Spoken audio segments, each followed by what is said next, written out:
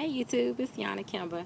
I'm going to be reviewing Love and Hip Hop today. I know I had promised it reviews for the show about 2 weeks ago, but last week I was just like, you know what? I'm not even going to sit out front on the porch on my lovely set to review that show because it wasn't that good last week to me, and it was just okay last night as well. But I was like, what the hell? I said I was going to do it, so here I am.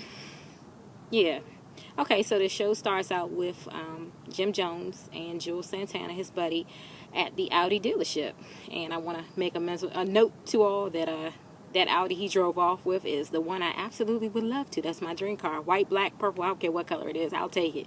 But anyway, it starts off with the two of them in the Audi dealership about to purchase a car, probably leasing it. I think they do a lot of fronting on this show about what they actually own and versus what they actually are renting. So he's probably driving off with a leased Audi. Not really sure what the bet between the two guys was about. I think they probably should have said what in the world the bet was on, but it was good to see Jules Santana and the two of them interact on the show. Like I said, the car was gorgeous. Anyway, he drives off and then it picks up at the house. Now, I don't know if Jim Jones is pretending to be scared or shook by Chrissy, or if he just thinks that it's cute to be kind of, I don't know, I don't want to say whip, but she kind of acts like his mother. She mothers him a little bit much. He drives up with the car. I mean, the fact that he even had to lie about, why he got the car or whose car it was just a little silly to me. I guess he didn't want to hear her mouth, but at the same time, it was just a little kind of nonsense that, he felt the need to lie to her about the car and, whose it was. But I know the underlying reason Chrissy was tripping was because he put that car before her ring. Been there, done that. I know exactly how she felt. And I'm not even going to sit up here in front like I'm a big fan of Chrissy's this season, because I'm not. I love Chrissy in the first season, but this season she's gotten on my last goddamn nerves. But I knew exactly where she was coming from. You walk up in the house with what is that Audi? A brand new Audi is probably about $80,000. You walk up into the house with an $80,000 car, even though he probably is leasing it, whatever. He dropped a couple thousand even to lease it. And you can't walk up in here with my ring. I know exactly how she felt. Like I said, been down that road before. And it's not a good feeling, to feel like one more thing has taken place of you getting that ring. Now, clearly, theirs is not a money issue as far as him getting her a nice ring. He could absolutely afford to buy her a ring. There is no money issue that he can probably, place the blame on. So she ought to feel some kind of way. I agree with her. She ought to feel some kind of way about him walking in that house with another toy and not her ring. And he knows that. I mean, it is a slap in the face. I feel Chrissy on that. Now, I still don't think she should be acting like his mother, though. I guess sometimes silence is the best thing. Moving on sometimes is the absolute best thing you can do. That speaks volumes. That actually speaks a lot louder than telling somebody. Show them. People learn better when you show them. But anyway, so the next scene I think picks up with Tiara Marie and Chrissy and Olivia all sitting in the restaurant. I'm not sure what Tiara Marie's role is. She's actually been on here a lot more lately than Samaya. I haven't seen Samaya in the last 2 weeks. I have no clue what happened to her. But not sure what Tiara Marie's role is. Tiara Marie is kind of boring if you ask me. She's a little bit dull. I don't know if this, Love and Hip Hop is just where all the has-beens go when they don't have anything else to do and when they are trying desperately to remain relevant. That's what it kind of seems like Tiara Marie is on here for. I mean, she's not in the opening credits. It's just like she just popped up out of the blue, and she serves no real purpose. But anyway, I mean, she kind of seems like she may have shit starter potential, but who knows? As of now, she's just not all that interesting to me. But anyway, they're talking about Chrissy's meeting with Kimbella last week, which I must agree, it was a waste of time. I'm not sure what she's looking for as far as, she's not going to get the apology. I don't know. I think Kimbella is just trying to create more screen time for herself. I really think hers is about getting screen time because it's like it's a dead issue. Somebody beat your ass like that. It's just like, it's a done deal. Let it go. You're not getting an apology out of that person. Whether or not I agree with Chrissy, which I don't know. Whatever. I don't care. I would never do something like what Chrissy did, but to each his own. She felt she needed to do it, whatever.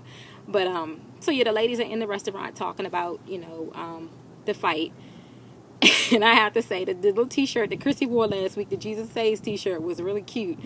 But she was right. It was an absolute waste of time. And her and Kimbella don't have any further words to rehash. I agree with Chrissy. One thing about her haircut, I don't like it. I like Chrissy's hair long, better, or pinned up. I'm not feeling that little haircut. But the fedora hat, that was cute. That was fly.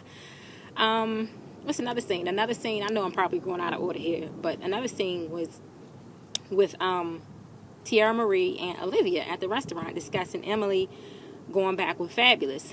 Now, I guess, you know what, in my 20s when I was their age, I probably was the same way, thinking you could talk somebody to death into realizing something they need to see about their man, but you absolutely cannot. It's an absolute waste of time to involve yourself in other people's relationships.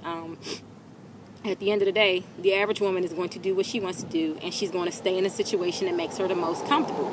I mean, Emily kind of admitted it a few weeks ago that the only reason she moved out in the first place was because she was trying to prove something to him. It wasn't really her moving on per se. She was just trying to get his attention. So, I mean, whatever. I don't think Olivia is close enough with Emily for her to care that much. It comes across as her being, I don't know, just busy and jealous. Yeah, I mean, at last season when Emily went and asked about that guy that Olivia was supposedly be dating, Emily's client, that kind of proved they weren't that close of friends. So Olivia really needs to cut the shit about how tight they really are and how much she really cares about this girl. She's just being a busybody. And as much as I hate the word, I hate her. I hate the word hater, but I can't, for lack of a better word, I really do think that has something to do with what Olivia is doing. And Tiara Marie, again, she doesn't give a shit. She just needs screen time. She is trying to remain relevant, so she doesn't care one way or the other. Just get her on screen, and that's all she cares about. I thought this scene with Aunt Cookie, Chrissy's aunt, and her uncle Ralph, I think that was his name, that was a very touching scene. And I got a comment on Chrissy's fly-ass jacket in that scene. That jacket was hitting as shit. I love that jacket she had on with the green and with the green purse. That's the flyest I've ever seen her look. Yeah, that was a nice jacket. But I guess the advice her uncle, and aunt gave her was pretty good. Forcing Jimmy to talk to her uncle. I mean, when he's ready to marry her, he'll marry her. And at the end of the day, it really is, that's all it boils down to. You can't force that man to do it. They've been together 6-7 years already. He knows she's been very vocal about what she wants. At this point, it's just the ball is in his court. And like I said, a lot of times it does really just take you leaving, and seriously leaving, not to watch me leave and I hope you chase after me, but seriously leaving and not looking back. Not sure Chrissy has it in her. And I will say this, I do think Jim Jones loves that girl. I really do. I just think he has a lot of immaturity in him. He seems immature to me. Just some of the stuff he says, I mean, I don't know how old he is. I'm thinking he's probably in his late 30s, or maybe 40. But some of the way he acts and some of the little things he says, and then just standing there swinging from side to side like he has ADHD or some shit. I don't know. He strikes me as immature. So it doesn't surprise me that he's dragging his feet with Mary and Chrissy. What was another scene? Yeah, the end of the thing, the end of the show. When, well, no, I don't want to skip to it. When Yandy met up with the new girl, I think her name is Erika.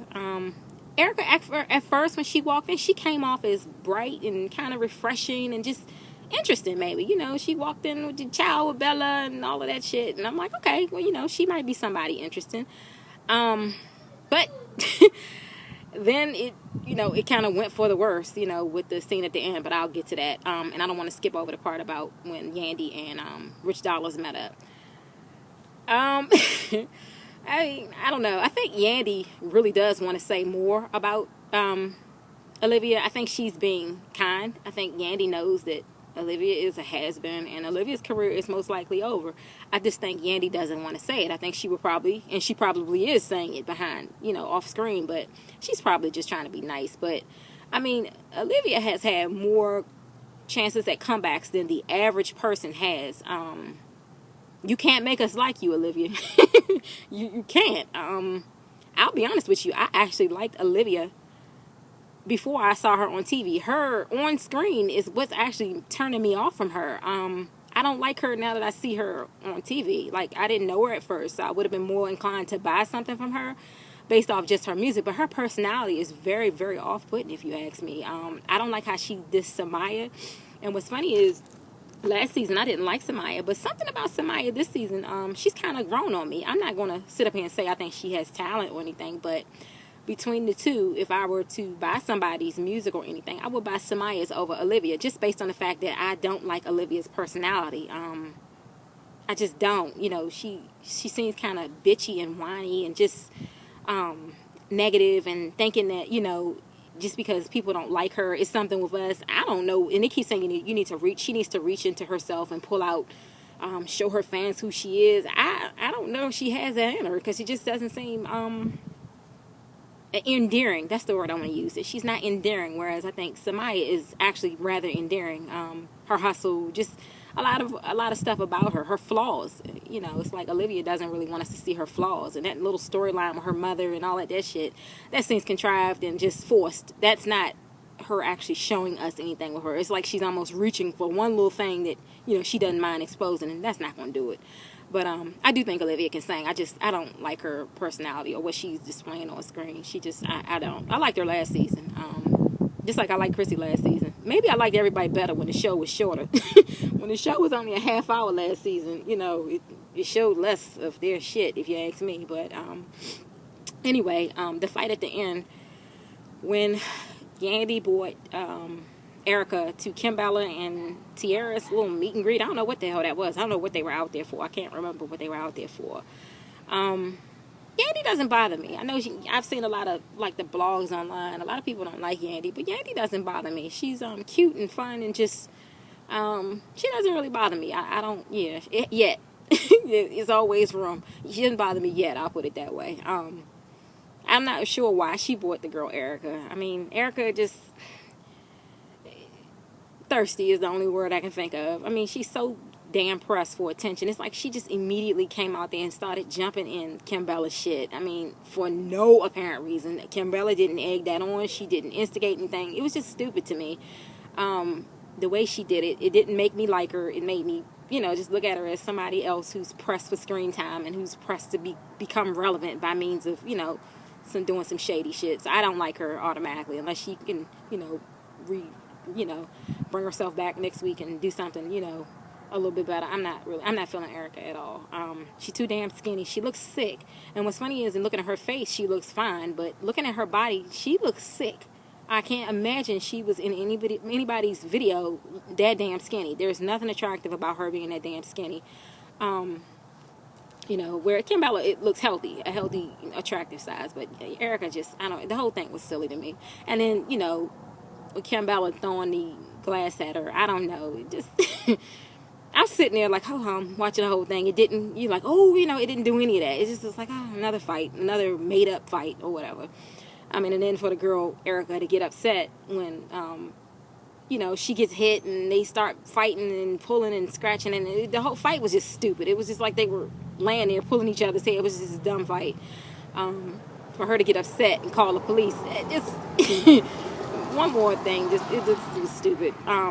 She's not interested. I hope we don't see much more of her, but I think we will consider next week. Yandy, I guess, kind of puts her in her place, but I mean, and that was really it for the show. I mean, it was okay. Again, I kind of think some of the stuff on this show is scripted, and it just really does come across as being a scripted show. You know, I don't know. I mean, it's good. I liked it better last season. I'm not gonna lie. I loved Love and Hip Hop last season. I used to be pissed that it was only half hour. And this season, I mean, it was okay at the beginning. But like I said, Chrissy's starting to really get on my nerves a lot more.